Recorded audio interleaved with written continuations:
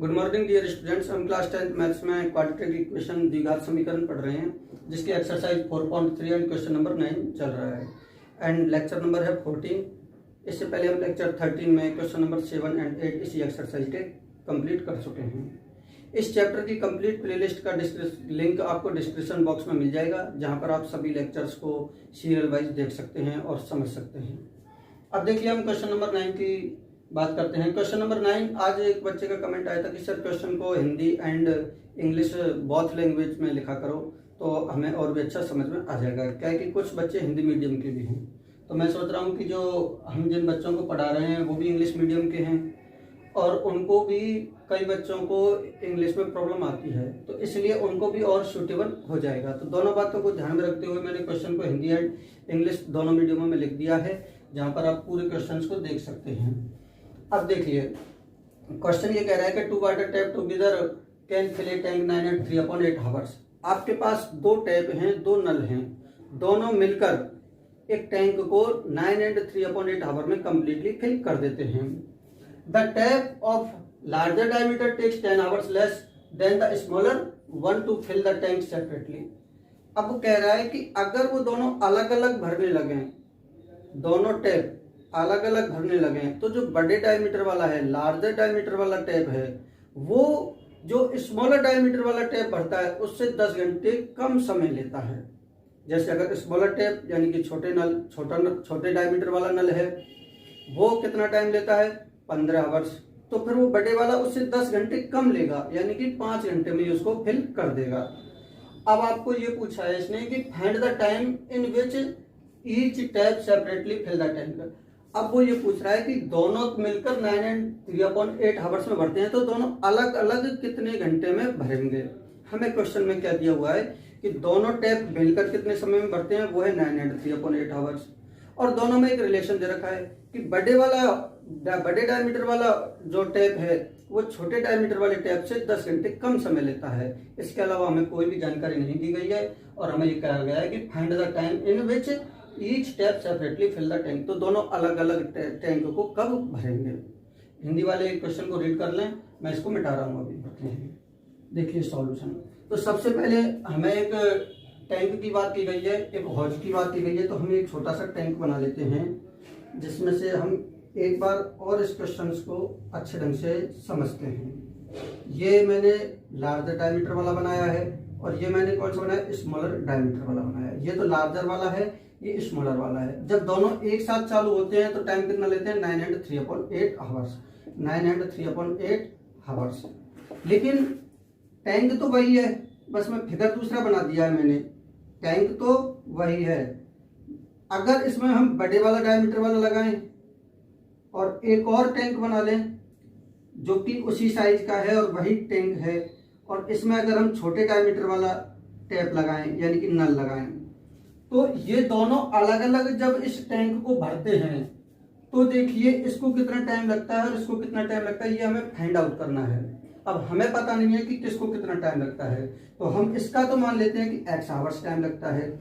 अब जब अगर इसको x आवर्स टाइम लगता है, तो जो बड़े वाला डायमीटर वाला नल है वो कितना टाइम लेगा, कम समय लेगा, उससे कितने टाइम कम लेगा, 10 आवर्स कम लेगा। तो इसका टाइम कितना हो जाएगा, x - 10 आवर्स, और इसका कितना हुआ, x आवर्स। तो हमने ये जो लेट किया है हम इसको लिख लेते हैं यहाँ पर। तो देखिए लेट, अब देखिए हम लेट कर लेते हैं, let time taken by smaller tap, यानी कि वो कितना माना है हमने, x आवर्स माना है छोटे वाले के लिए, ये स्मॉलर वाले का है, ये लार्जर वाले का। स्मॉलर वाले का हमने क्या माना है, x आवर्स माना है, यानी कि छोटे नल द्वारा, यानी कि छोटे डायमीटर छोटे व्यास वाला जो नल है उसके द्वारा जो लिया गया समय है वो कितना है, x आवर्स है। अब देखिए फिर बड़े वाले द्वारा, then time taken by larger tap,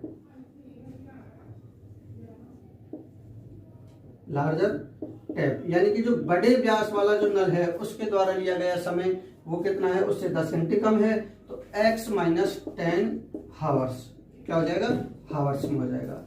तो ये बात तो आपको समझ में आ गई होगी। और दोनों के द्वारा time taken by both tap, यानी कि and time taken by both tap, यानी कि दोनों जो नल है उनके द्वारा लिया गया समय कितना है वो हमें दिया हुआ है। वो कितना है हमारे पास 9 and 3/8 आवर्स।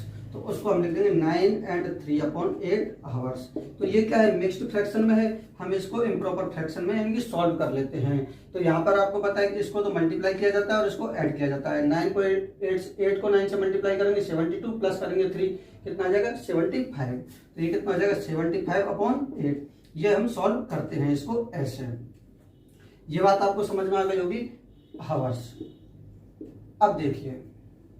अब देखिए मैं आपसे एक छोटी सी चीज पूछता हूं कि जैसे आपके पास ये एक टैंक है, और इस टैंक को आपको भरने में एक नल के द्वारा 5 घंटे का समय लगता है, यानी कि इसको टैंक को फिल करने में आपको 5 आवर्स का टाइम लगता है। तो आप मुझे बताइए कि आप 1 घंटे में इसका कितना पार्ट भर सकते हो। तो 5 घंटे में इसको हम कंप्लीट भर रहे हैं, इसका मतलब क्या हुआ कि 1 घंटे में 1 पार्ट भरा जाएगा इसका, 2 घंटे में 2 पार्ट, और 3 घंटे में 3 पार्ट, 4 घंटे में 4 पार्ट, और 5वें आवर्स में कंप्लीटली फिल हो जाएगा। यानी कि पहले आवर्स में तो ये हो जाएगा, सेकंड आवर्स में ये हो जाएगा, थर्ड आवर्स में ये हो जाएगा, फोर्थ आवर्स में ये हो जाएगा, फिफ्थ आवर्स में ये कंप्लीट हो जाएगा। अब मैं पूछता हूँ कि 1 घंटे में आपने कितना पार्ट भरा है टैंक का। तो देखिए 1 घंटे में इसका हमने 1 part, 2 part, 3 part, 4 part and ये जो 5th पार्ट है। तो 1 घंटे में हमारा ये वाला पार्ट फिल होगा। अब आपने फ्रैक्शन तो पढ़ाई है, तो अगर देखिएगा कि 1 घंटे में हम कितना पार्ट भरेंगे, इसका 1 पार्ट फिल किया है हमने, कितने में से 5 में से, तो कितना हो जाएगा 1/5 हो जाएगा। यानी कि 1 घंटे में कितना पार्ट भरा गया है इस टैंक का, तो 1/5। अगर ये 10 होता तो फिर इसके 10 पार्ट्स हो जाते, और 1 घंटे में 1 पार्ट भरा जा रहा था तो 1/10 हो जाता। और हमारे पास यहाँ पर क्या है, x है, तो x पार्ट होंगे इसमें। x घंटे में ये कंप्लीट टैंक भरा जाता है, तो 1 घंटे में कितना पार्ट भरा जाएगा। तो जैसे हमने यहाँ पर 5 से 1/5 आया हमारा 1 हावर्स का, तो यहाँ पर x का कितना जाएगा 1/x हावर्स। और यहाँ पर अगर ये x - 10 हावर्स ले रहा है तो इसका कितना हो जाएगा 1/x - 10 हावर्स। और ये कितना है 75/8। ये इसको हमने सॉल्व किया था, 8 9 72 एंड 3 75, कितना हो जाएगा 75/8। तो इसके लिए कितना टाइम लगेगा, तो 1/75/8। अब part of tank filled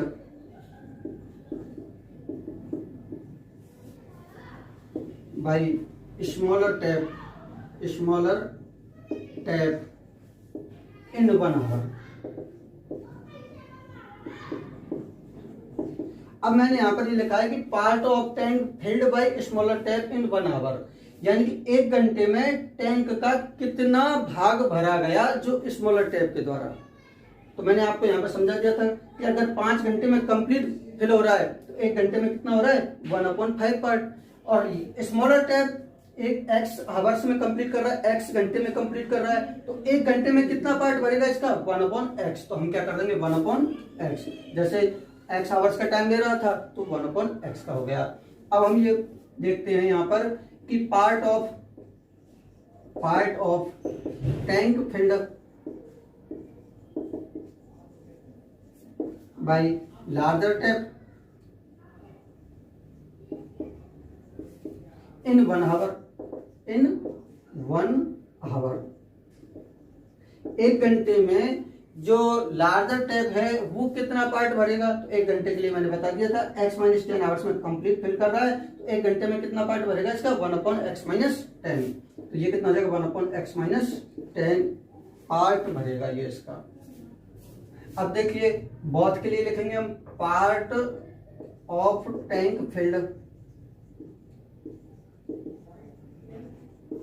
by both tap. अब दोनों टैपों के द्वारा कितना पार्ट भरा जा रहा है 1 घंटे में, by both tap in 1 hour. 1 घंटे में जो दोनों टैप चालू होते हैं तो कितना पार्ट उसका भर देते हैं। तो कंप्लीटली टाइम कितना लग रहा था इनको 75/8, तो 1 घंटे में कितना हो जाएगा 1/75/8, यानी कि उल्टा हो जाता है 1/75/8। अब आप लोग जानते हो इस बात को कि इसको हम सॉल्व कैसे करते हैं। इसको हम सॉल्व करते हैं, जो डिनोमिनेटर में नीचे वाली जो टर्म होती है ना वो ऊपर चली जाती है, तो 8 ऊपर चला जाएगा, तो 1 × 8 हो जाएगा अपॉन ये 75 नीचे रहेगा। कहने का मतलब ये हुआ कि ये जो 8 है वो ऊपर चला गया इसके मल्टीप्लाई में, तो 8 मल्टीप्लाई में चला गया तो 8 बन जाए 8 हो गया और 75 भी हो गया। तो हमने इतने पार्ट यानी कि 1/x पार्ट इसका भर रहे हैं हम 1 घंटे में, 1/x - 10 पार्ट इसका भर रहे हैं, और 1/75/8 इसको हमने सॉल्व किया तो कितना आ गया 8/75 पार्ट इसका कंप्लीट फिल कर रहे हैं। अब देखिए आप लोग कि ये स्मॉलर टैप है, x घंटे में कंप्लीट फिल कर रहा था, 1 घंटे में इसका 1/x पार्ट मान के चलो इतना वाला पार्ट है, ये 1/x पार्ट फिल कर रहा है 1 घंटे में, और ये वाला 1 घंटे में कितना फिल कर रहा है, ये वाला फिल कर रहा है 1/x - 10, 1/x - 10 पार्ट फिल कर रहा है। 1 घंटे में ये वाले ने तो इतना पार्ट फिल किया, और 1 घंटे में लार्जर वाले टैप ने कितना फिल किया, इतना फिल किया। जब ये उसी टैंक में दोनों एक साथ चालू होंगे तो ये कितना पार्ट फिल कर रहे हैं, वो कितना था हमारा 8/75 पार्ट, 8/75 पार्ट। तो ये जब दोनों एक साथ चालू होंगे तो ये बहुत ज्यादा भाग भरेंगे इन दोनों के सम के बराबर, तो ये इतना पार्ट भर रहे हैं। ये वाला पार्ट कितना होगा 8/75 पार्ट। तो ये बात अब आपको समझ में आ गई होगी कि स्मॉलर टैप 1/x पार्ट भर रहा है, लार्जर टैप 1/x - 10 पार्ट भर रहा है, और जब दोनों एक साथ चालू होते हैं तो 1 घंटे में 8/75 दोनों एक साथ इतना भरते हैं। अब आप देखो कि 1 घंटे में हमने इनका अलग किया और फिर दोनों को एक साथ देखा, तो 1 घंटे में जितना इसने भरा और जितना इसने भरा अगर हम इन दोनों को ऐड कर दें तो वो दोनों एक साथ भर रहे थे उसके इक्वल हो जाएगा। कहने का मतलब ये होगा कि ये दोनों को जो सम है वो इसके इक्वल हो जाएगा। 1 घंटे में इसने इतना भरा, 1 घंटे में इसने इतना भरा, और 1 घंटे में दोनों ने मिलकर इतना भरा, तो दोनों का अगर हम जोड़ देंगे तो वो इन दोनों के इक्वल होगा। ये नंबर में है और ये वेरिएबल में है। हमें क्वेश्चन नंबर और वेरिएबल में ऐसे ही दिए जाते हैं ताकि हम एक इक्वेशन बना के उनको सॉल्व कर सकें। अब देखिए हम अकॉर्डिंग टू क्वेश्चन लिखते हैं, अकॉर्डिंग टू क्वेश्चन ये दोनों इक्वल होंगे कि 1/x प्लस 1/x - 10 इक्वल होगा 1/x plus 1/x - 10 is equals to 8/75 अब हम इस इक्वेशन को सॉल्व करेंगे। स्टूडेंट ने ये पूछा था कि सर हम इसको इसी स्टेप पे जाके क्रॉस मल्टीप्लाई कर सकते हैं क्या, तो मैंने उससे कहा कि भाई अभी हम क्रॉस मल्टीप्लाई नहीं कर सकते। हम क्रॉस मल्टीप्लाई तब कर सकते हैं जब एक पूरी अपॉन की लाइन हो जिसके पूरी ऊपर एक टर्म हो और नीचे भी एक टर्म हो, यानी कि अपॉन की लाइन के ऊपर एक एक्सप्रेशन हो और नीचे भी एक एक्सप्रेशन हो, तब तो हम इनको क्रॉस मल्टीप्लाई कर सकते हैं। अब अगर हम क्रॉस मल्टीप्लाई करेंगे तो 75 को 1 से तो हो जाएगा, इधर से 8 को x - 10 हो जाएगा, लेकिन प्लस में ये अलग रह जाएगा, तो इससे क्या दुश्मनी है, इसको भी पहले साथ मिला लो, उसके बाद में हम क्रॉस मल्टीप्लाई करेंगे। तो हम यहाँ पर क्या लेंगे, सबसे पहले ऐसी सिचुएशन में हमें सबसे पहले क्या लेना पड़ता है, एलसीएम लेना पड़ता है। तो एलसीएम क्या जाएगा, x × x - 10, जो भी एक्सप्रेशन दिया हुआ है उन्हीं को ही मल्टीप्लाई में लिख के हमारा एलसीएम आ जाता है। जो एलसीएम में ये जो x है वो इस x से कैंसिल हो जाएगा, तो फिर क्या बच जाएगा हमारा x - 10 बच जाएगा। प्लस का सिंबल है, प्लस का सिंबल आ जाएगा। अब x - 10 से x - 10 कैंसिल हो जाएगा तो क्या बच जाएगा, x बच जाएगा इज इक्वल टू ये कितना है 8/75। अब हम पहले इसको थोड़ा सा और सिंप्लीफाई कर लेते हैं ताकि हमारी कैलकुलेशन और इजी हो जाएगी, फिर हम इसके बाद में क्या कर लेंगे, क्रॉस मल्टीप्लाई कर लेंगे। देखिए ये x है और ये x है, ऊपर तो कितना हो गया 2x - 10 और नीचे कितना हो जाएगा, x को x से मल्टीप्लाई करेंगे तो x² माइनस x को 10 से मल्टीप्लाई करेंगे 10x इक्वल्स टू 8/75। अब हम इनको क्रॉस मल्टीप्लाई कर सकते हैं क्योंकि अब ये पूरी एक अपॉन की लाइन है जिसके ऊपर एक एक्सप्रेशन है और नीचे भी एक एक्सप्रेशन है, तो इन दोनों को मल्टीप्लाई कर दो। इन दोनों को मल्टीप्लाई करोगे तो यहाँ पर 75 को इससे मल्टीप्लाई होगा तो 75 multiply 2x - 10 is equal to, अब ये कितना 8 इंटू पूरा एक्सप्रेशन आ जाएगा x² - 10x। अब हम इनको अंदर भी मल्टीप्लाई कर सकते हैं, ये 75 है, ये 2x से मल्टीप्लाई होगा तो 150x हो जाएगा, और ये माइनस का सिंबल है, 75 को 10 से जब मल्टीप्लाई करोगे तो कितना आ जाएगा 7, 50 आ जाएगा। इक्वल का सिंबल है, 8 को x स्क्वायर से मल्टीप्लाई करोगे तो 8x स्क्वायर आ जाएगा, माइनस 8 को 10x से मल्टीप्लाई करोगे तो 80x आ जाएगा। कितना आ जाएगा? 80x आ जाएगा। अब हम क्या करेंगे कि ये जो इधर हैं इनको सबको एक ही तरफ ले चलते हैं। अगर हम इनको सबको इधर ही लेके आएंगे तो सबसे पहले तो जो इधर है इनको लिख लो 150x माइनस 750 माइनस का 750, और ये इधर आएगा तो माइनस का 8x स्क्वायर हो जाएगा, माइनस का 8x स्क्वायर हो जाएगा, और ये इधर आएगा तो प्लस का 80x हो जाएगा। प्लस का कितना हो जाएगा? 80x। इक्वल में क्या चलेगा? 0। अब मेरे पास जगह नहीं है तो मैंने नीचे लिख दिया है। अब देखिए, अब हम ये देखते हैं कि सबसे पहले x स्क्वायर वाली टर्म है तो उसको लिख दो, तो माइनस का 8x स्क्वायर आ जाएगा। फिर x वाली टर्म है, ये कितना है? 150x, और ये कितना है? 80x। तो टोटल कितने हो गए? 230x हो जाएंगे। और ये जो माइनस का 750 है इसको भी लिख दो, माइनस का 750। अब इक्वल का सिंबल है, सब लिख दिया हमने, इक्वल में 0 आ जाएगा। और अब मैंने आपको बता रखा है कि जब माइनस पहले आ जाता है एक्स स्क्वायर के कोएफिशिएंट में, तो आप सबसे पहले माइनस से पूरी इक्वेशन को डिवाइड कर दो या मल्टीप्लाई कर दो, ताकि वो स्टार्टिंग का माइनस खत्म हो जाए। हम माइनस से मल्टीप्लाई करेंगे तो सबके सिंबल बदल जाएंगे। ये कितना आ जाएगा? 8x स्क्वायर, और ये माइनस का 230x हो जाएगा, और ये प्लस का 750 हो जाएगा। ये हमारी क्वाड्रेटिक इक्वेशन बनी है जिसको अब हम सॉल्व करेंगे। अब देखिए, इस इक्वेशन को हम सॉल्व करते हैं, लेकिन देखते हैं कि ये 2 से और डिवाइड हो रही है, क्योंकि यहाँ पर भी 0 है, यहाँ पर भी 0 है, यहाँ पर 8 है। तो हम 2 से और डिवाइड कर लेते हैं इसको एक बार। अगर 2 से डिवाइड करेंगे तो कितना हो जाएगा? 4x स्क्वायर हो जाएगा, माइनस का ये 115x हो जाएगा, और ये प्लस का कितना हो जाएगा? अब ये 750 है, इसका हाफ करोगे आप तो 700 के आधे कितने हो गए? 350, और 50 के आधे कितने हो गए? 25। तो 350 और 25 375 हो जाएंगे, इक्वल 0। अब हम देखते हैं कि फर्स्ट और लास्ट का मल्टीप्लाई कितना आ रहा है। फर्स्ट और लास्ट का मल्टीप्लाई कैसे निकालेंगे? 4x स्क्वायर को 375 से मल्टीप्लाई करेंगे, तो 4x स्क्वायर को मल्टीप्लाई करेंगे 375 से, तो देखिए कितना आएगा? 4 5 जा 20, 2 कैरी करेगा यहाँ पर, और 4 7 जा 28 एंड 2 30, 0 3 कैरी करेगा यहाँ पर, 4 3 जा 12, और 12 एंड 3 15x स्क्वायर। कितना आएगा? 1500x square. तो आपको इस माइनस के 115x को दो ऐसे पार्टों में तोड़ना है जिनका मल्टीप्लिकेशन कितना आ जाए? प्लस का 1500x स्क्वायर। तो आप देख सकते हो, एक तो माइनस का 100 हो जाएगा और एक 15 हो जाएगा। क्या होगा? माइनस का 100x माइनस का 15x, क्योंकि दोनों का मल्टीप्लिकेशन भी क्या आ जाएगा? प्लस का 1500x square plus 375 is equal to 0। अब देखिए यहाँ पर कॉमन क्या आ रहा है? यहाँ पर 4x कॉमन आ रहा है, तो हम 4x को कॉमन ले लेंगे। यहाँ से 4x आ जाएगा तो x बच जाएगा, और यहाँ से 4x कॉमन लोगे तो माइनस, अब 4 से डिवाइड करोगे तो 25, और x कॉमन आ ही गया है। यहाँ से क्या कॉमन आ जाएगा? माइनस का 15। जब माइनस का 15 कॉमन आ जाएगा तो ये x बचेगा प्लस वाला, और 375 को जब हम माइनस के 15 से डिवाइड करेंगे तो कितना आएगा? माइनस का 25। कहने का मतलब ये प्लस का था, जब हमने माइनस कॉमन ले लिया तो इसका भी सिंबल बदल जाएगा। और 375 को 15 से डिवाइड करके देख लेना, 25 ही आएगा, इक्वल क्या है? 0। अब देखिए यहाँ पर दोनों में कॉमन क्या है? x माइनस 25, तो हम x माइनस 25 को कॉमन ले लेते हैं। x माइनस 25 को हमने क्या ले लिया? कॉमन ले लिया। तो यहाँ पर क्या बच गया? 4x हो जाएगा, और माइनस का 15 हो जाएगा, इक्वल 0। अब देखिए यहाँ से या तो x minus 25 is equal to 0 होगा, या 4x minus 15 is equal to 0 होगा। तो देखिए x माइनस 25 अब लिखोगे क्या आप?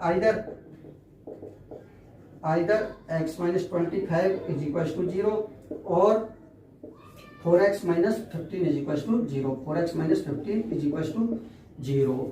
अब देखिए या तो ये 0 होगा या ये 0 होगा, और अगर ये 0 है तो यहाँ से x की वैल्यू कितनी आ जाएगी? 25, और यहाँ से x की वैल्यू कितनी आ जाएगी? 4x इज इक्वल टू ये 15 इधर आ जाएगा, और x इज इक्वल टू कितना आ जाएगा? 15 अपॉन नीचे 4 चला जाएगा। और जब हम इसको 4 से डिवाइड करेंगे 15 को, तो 4 3 जा 12, और 3 बचेगा, और 4 7 जा 30, 28, 2 बचेगा, और 4 5 जा 20, तो 3.75। अब देखिए, जो स्मॉलर टैब के द्वारा टाइम कितना लिया जा रहा था? x, और लार्जर टैब के द्वारा कितना लिया जा रहा था? x minus 10। ये जो x की वैल्यू आई है, ये कौन सी वैल्यू है? जो स्मॉलर टैब के द्वारा लिया गया समय था। अगर हम इस वैल्यू की बात करते हैं 3.75 की, और ये x क्या है? स्मॉलर टैब के द्वारा लिया गया समय, तो स्मॉलर टैब के द्वारा लिया गया समय कितना आ रहा है 3.75। कितना आ रहा है 3.75।